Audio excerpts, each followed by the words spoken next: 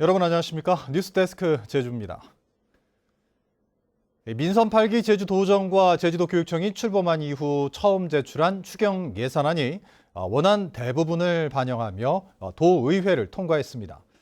다음 달부터는 모든 도민에게 10만 원씩의 긴급 생활지원금이 지역 화폐인 탐나는 전 카드를 통해 지급되며 내년부터 중학교 신입생들에게도 노트북이 지원됩니다. 자세한 내용을 권혁태 기자가 보도합니다. 긴급 민생 추경을 표방하며 제주도가 제출한 8,500억 원의 추경 예산안. 전체의 1.25%인 107억 원만 조정돼 사실상 제주도가 제출한 원안이 대부분 반영됐습니다. 700억 원에 이르는 긴급 생활 지원금이 통과돼 지역 화폐인 탐나는 전 카드를 통해 모든 도민에게 10만 원씩 지급됩니다. 오영훈 지사가 공약한 15분 도시와 제주형 기초자치단체, 트램 도입 관련 연구 용역비들도 그대로 통과됐습니다. 도지사 서귀포 집무실 설치 예산도 반영됐습니다. 발굴 30년을 맞은 다랑쉬굴 일대 토지 매입비 23억 원이 반영돼 4.3 해결에 새로운 정기가 마련됐습니다. 이번 추경은 코로나19 방역에 동참하고 인내해 주신 제주도민들께 삶을 지탱하는 버팀목이자 희망찬 내일을 여는 디딤돌이 되어줄 것입니다. 교육청 예산안은 전체의 4%인 114억 원이 조정됐습니다. 초등학교 3학년 태블릿 PC 지원 예산 42억 원과 농어촌 학교 통학버스 교통비 지원 예산 39억 원이 전액 삭감됐습니다. 중학교 신입생 노트북 지원 예산 140억 원은 사후 관리 방안을 마련하는 조건으로 통과됐습니다. 아이들이 행복하고 학부모가 안심하며 도민들이 신뢰하는 지속가능한 교육 발전 모델을 창출함으로써 대한민국 교육의 새로운 지평을 열어가게 했습니다. 김경학 도의회 의장은 제주도가 예산 확정 전에 재난지원금 지급을 공고하는 등 초반부터 협치가 매끄럽지 않아 아쉽다고 밝혔습니다. 공직자들의 무능력함인지 아니면 의회를 무시한 처사인지 의구심을 가질 수밖에 없다는 어려운 말씀 또한 드립니다.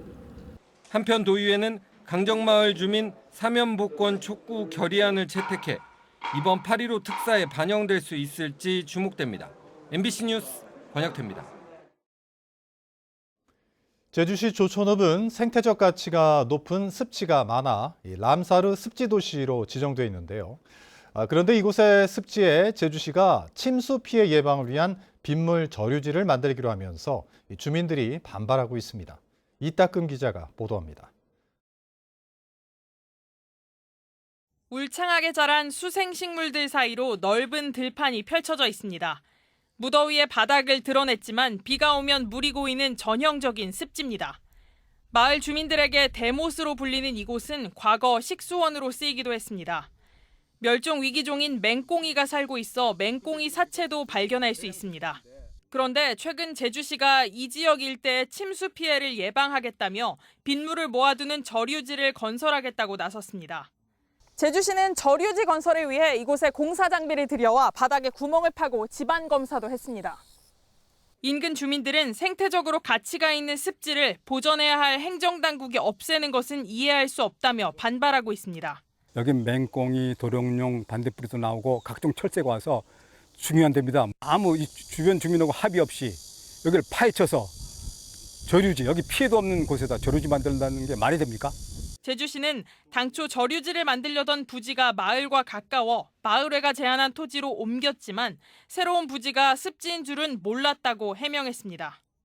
당초에 이제 하부 쪽에 이제 그 예정지가 있었는데 그 지역 주민들 이제 설명을 이제 하다 보니까 이제 여기보다는 이제 상류 쪽에를 좀 설치를 좀 했으면 좋겠다 해서. 주민들과 환경단체가 공사 중단을 요구하고 있는 가운데 제주시는 뒤늦게 습지를 조사한 뒤 건설 계획을 재검토하기로 했습니다. MBC 뉴스 이따금입니다. 최근 미술 작품을 구매하는 사람들이 늘면서 우리나라 미술 시장이 유례없는 호황을 누리고 있는데요. 여름 휴가철을 맞아 국내외 화랑들의 유명 작품들을 한눈에 볼 수 있는 행사가 제주에 처음으로 열리면서 침체된 제주 문화예술계에 활력을 불어넣을지 기대됩니다. 박주영 기자입니다. 세계의 연인 마릴린 먼로의 매혹적인 얼굴이 존 F 케네디의 얼굴로 완성됐습니다.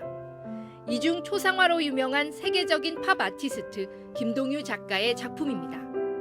제주 4.3 미술의 지평을 연 제주 출신 강요배 화백의 작품은 물론 봄날 햇살을 받는 초록빛의 곶자화를 그린 제주화가 이명복 화백의 작품도 눈길을 끕니다.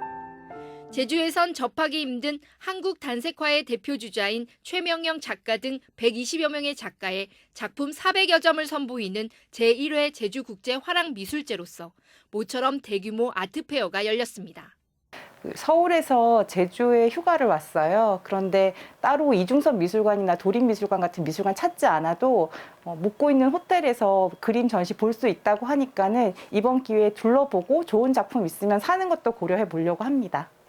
지난 2월 창립한 제주화랑협회의 첫 국제행사로 침체된 제주 문화예술계에 새 활력을 불어넣기 위해 마련됐습니다. 제주 지역 작가들은 이번 미술제가 안정적인 작품 유통 시장 역할을 내 제주 지역 미술인들의 창작 활동에 활력을 불어넣어 주길 기대했습니다.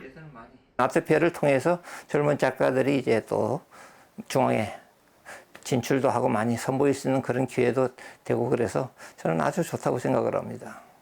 제주 최대 규모 아트페어인 아트제주도 다음 달 4일 개막할 예정이어서 미술시장 호황이 제주에서도 이어질지 관심이 쏠리고 있습니다. 제주 미술 발전에 새로운 활력을 불어넣게 될 제주국제화랑미술제는 제주 라마다 프라자 호텔에서 오는 31일까지 이어집니다. MBC 뉴스 박주연입니다.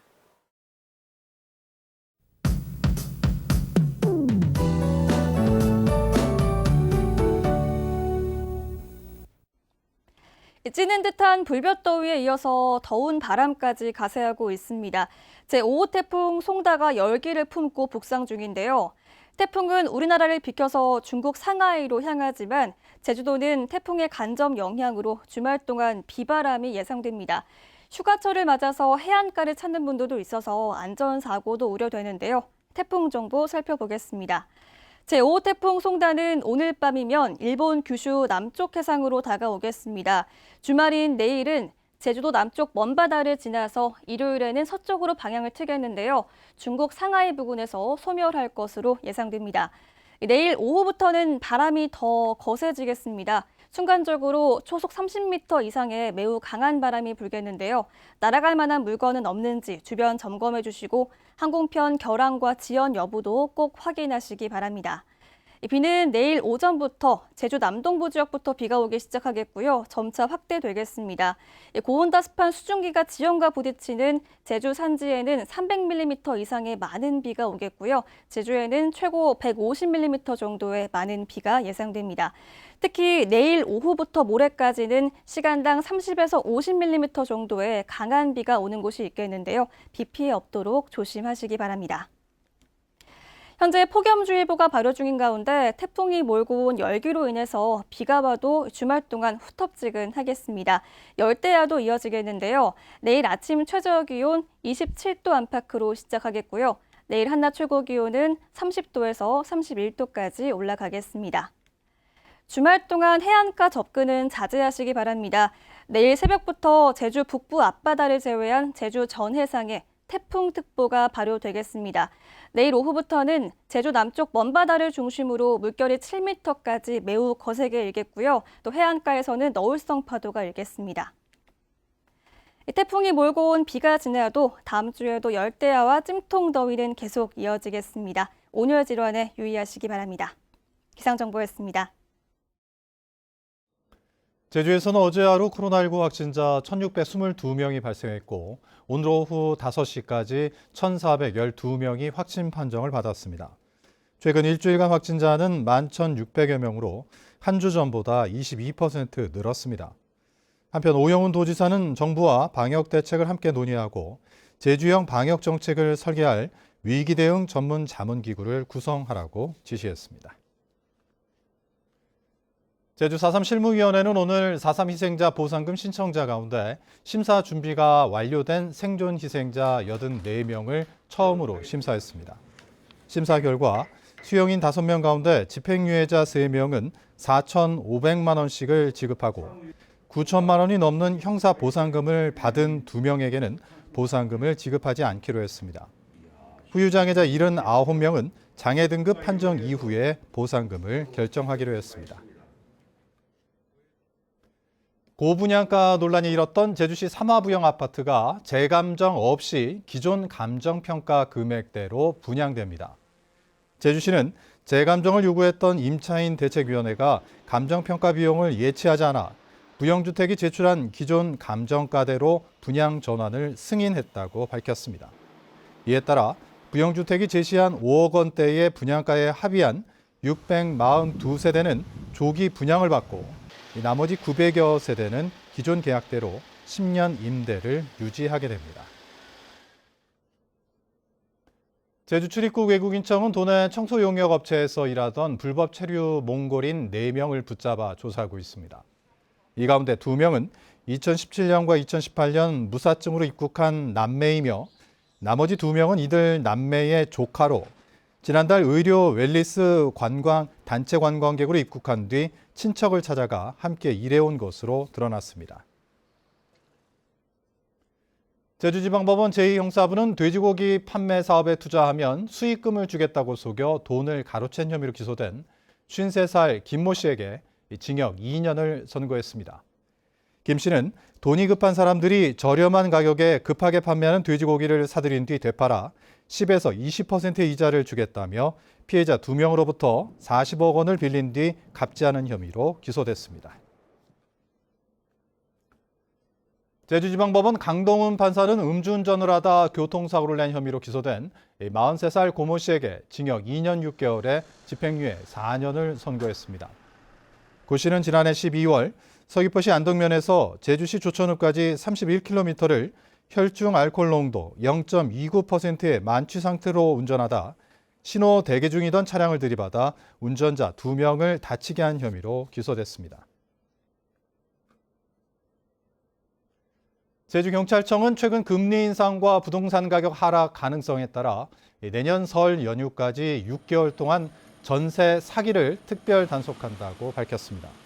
주요 단속 대상은 무자본 갭 투자와 깡통 전세 등 고의적 보증금 미반환, 부동산 권리관계 허위 고지 등이며 경찰청 반부패 경제범죄수사대와 경찰서 진흥팀의 전담 수사팀을 꾸려 단속합니다. 뉴스데스크 제주를 마칩니다. 시청해주신 여러분 고맙습니다.